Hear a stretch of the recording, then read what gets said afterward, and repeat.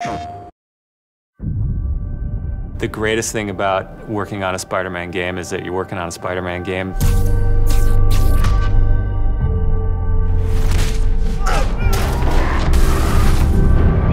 The hardest thing is that it's a Spider-Man game. We really care about storytelling here at Insomniac.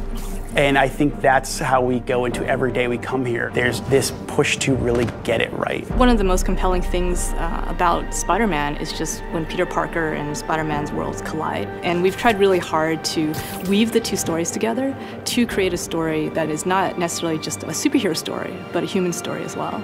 So this Spider-Man is a little different. He's older, he's 23, so he's been Spider-Man for 8 years, and kind of like an athlete in the prime of his career, he's starting to get good at the Spider-Man thing. The nice thing about playing an experienced Spider-Man is that he's already familiar with his powers, right? He's not just discovering them. We always think of Spider-Man as, we call him, the acrobatic improviser.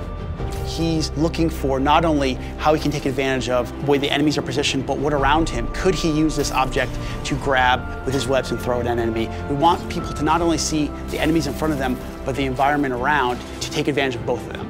He also knows that the criminals out in the city know how he works as well, so he's got to mix it up. So even though he is more experienced, the challenges are going to be bigger than he's ever faced before. Spider-Man has a rich history of having great stories. The core of our story is this duality between being Peter Parker and being Spider-Man.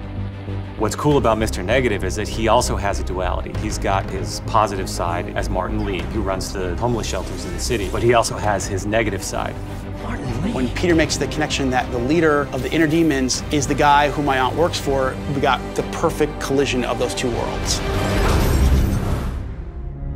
So many people have their own vision of what Spider-Man should look like, what he should sound like, and in the end, we just have to put a new and fresh twist on who he is. And for us, it's really, really important to deliver those big spectacle moments, those near impossible scenarios that only someone like Spider-Man can survive, and put you in that action. You got this, you got this, you got this! We understand what this character means to people in here, and we're making this game with a lot of heart, and we're going to do whatever it takes to give people the ultimate Spider-Man experience, the game that they've been waiting for.